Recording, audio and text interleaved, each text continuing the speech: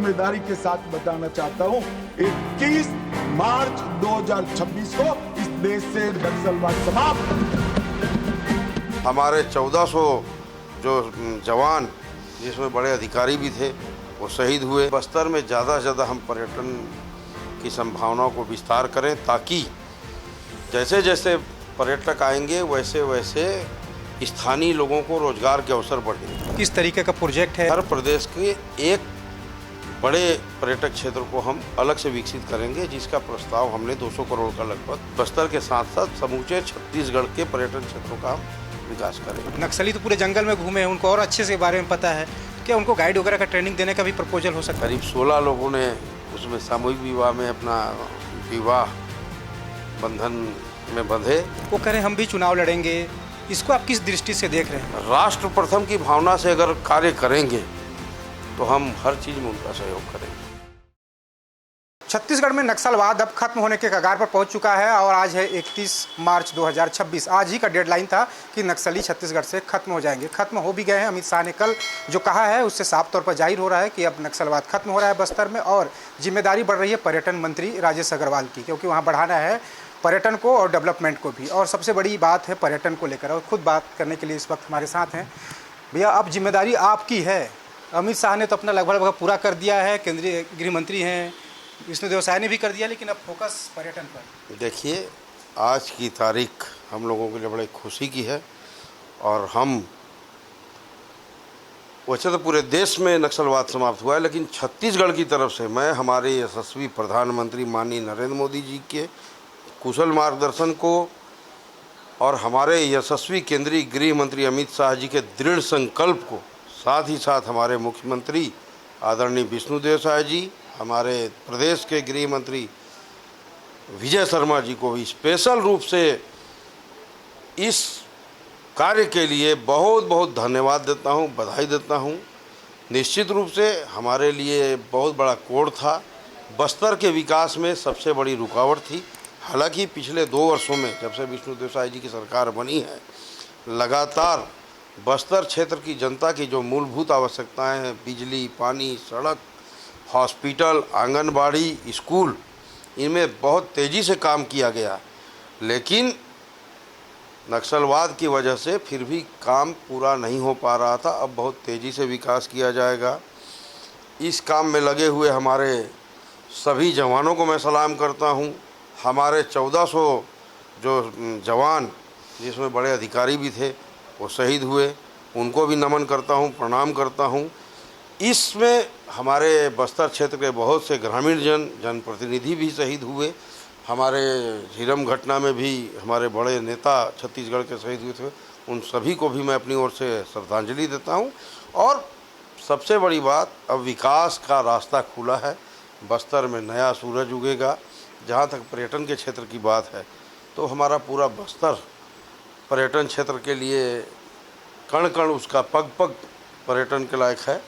और हमारे देश के प्रधानमंत्री जी, हमारे देश के पर्यटन मंत्री आदरणीय गजेंद्र सिंह शेखावत जी, हमारे मुख्यमंत्री विष्णुदेव साय जी का विशेष रुझान है कि बस्तर में ज़्यादा से ज़्यादा हम पर्यटन की संभावनाओं को विस्तार करें, ताकि जैसे जैसे पर्यटक आएंगे वैसे वैसे स्थानीय लोगों को रोजगार के अवसर बढ़ेंगे। तो इस ओर लगातार प्रयास जारी है। बहुत जल्दी हमको बस्तर के लिए बड़े बड़े 2-3 प्रोजेक्टों की अभी केंद्र सरकार से स्वीकृति मिलने वाली है। कुछ स्टेट हमारे छत्तीसगढ़ के बजट में भी हमारे वित्त मंत्री जी ने मुख्यमंत्री जी के मार्गदर्शन में शामिल किया है। तो लगातार आपको आने वाले समय में बस्तर में पर्यटन सहित सभी क्षेत्रों में विकास नजर आएगा। वो जो बता रहे हैं आप 2 प्रोजेक्ट, वो किस तरीके का प्रोजेक्ट है लगभग, उसके बारे में कुछ? देखिए, हमारा सबसे बड़ा जो जलप्रपात है, चित्रकूट जलप्रपात, उसके लिए एक बड़ा प्रोजेक्ट बनाया गया है। हमारे यशस्वी प्रधानमंत्री जी ने, हमारे केंद्रीय पर्यटन मंत्री आदरणीय गजेंद्र सिंह शेखावत जी ने पिछले वर्ष एक घोषणा की थी कि हर प्रदेश के एक बड़े पर्यटक क्षेत्र को हम अलग से विकसित करेंगे, जिसका प्रस्ताव हमने 200 करोड़ का लगभग चित्रकूट के लिए भेजा है, जिसमें बीच से रोपवे भी होने का, ताकि दोनों तरफ डेवलप किया जा सके।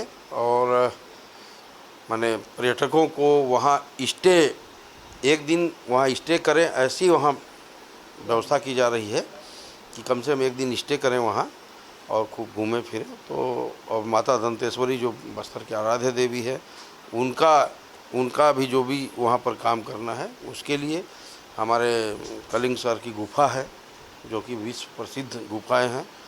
साथ ही साथ हमारा घुरमा रास जो एक विश्व के Guinness book of world record में वो गांव आया है। तो उन सब के साथ साथ और भी जो क्षेत्र हैं बस्तर के, उन सभी का, और उस बस्तर के साथ साथ समूचे छत्तीसगढ़ के पर्यटन क्षेत्रों का हम विकास करेंगे। जो आत्मसमर्पित नक्सली हैं और जो इंटरेस्टेड होंगे उनको क्या गाइड के रूप में आप रखेंगे? क्योंकि नक्सली तो पूरे जंगल में घूमे हैं, उनको और अच्छे से बारे में पता है, तो क्या उनको गाइड वगैरह का ट्रेनिंग देने का भी प्रपोजल हो सकता है? देखिए, अब वो मुख्य धारा में आ गए हैं, अब वो सामान्य जीवन जिएंगे और जैसा दूसरों को भी अवसर मिलता है काम करने का, उससे ज़्यादा अवसर इनको मिलेगा। अभी आप देखिए, सामूहिक विवाह का जो पिछले महीना कार्यक्रम था, उसमें भी इन्होंने सामूहिक विवाह में भी इनका, हमारे माननीय मुख्यमंत्री जी के विशेष प्रयास से इनको शामिल किए। करीब 16 लोगों ने उसमें सामूहिक विवाह में अपना विवाह बंधन में बंधे। इसके साथ साथ अभी जब विधानसभा चल रही थी तो हमारे गृह मंत्री विजय शर्मा जी के विशेष प्रयास से आत्मसमर्पित जो मूल धारा में आए हैं, ऐसे लौटे हुए करीब 400-500 लोगों को अलग अलग दिन बुलाकर विधानसभा की कार्यवाही भी देखने का उनको अवसर मिला। और वाकई में वो लोग यहाँ आके इतना प्रसन्न थे मुख्य धारा से जुड़कर, तो निश्चित रूप से अवसर इनको सभी चीज़ों में मिलेगा। इसके अलावा कुछ जो आत्मसमर्पित जो लीडर हैं नक्सली, वो कह रहे हैं हम भी चुनाव लड़ेंगे, इसको आप किस दृष्टि से देख रहे हैं? देखिए, चुनाव तो लोकतंत्र में कोई भी लड़ सकता है, वो जनता जनार्दन के ऊपर है कि वो किसको अवसर देती है, उनको भी लड़ना चाहिए। मुख्य धारा में आ गए हैं और राष्ट्र प्रथम की भावना से अगर कार्य करेंगे तो हम हर चीज़ में उनका सहयोग करेंगे। तो ये थे राजेश अग्रवाल, जो साफ तौर पर कह रहे हैं कि बस्तर के विकास के लिए 200 करोड़ का प्रोजेक्ट भेजा गया है केंद्र सरकार को और उम्मीद की जा रही है कि बस्तर की तस्वीर इस प्रोजेक्ट के स्वीकृत होने के साथ ही बदलेगी। दिलीप जायसवाल, विस्तार न्यूज, अंबिकापुर।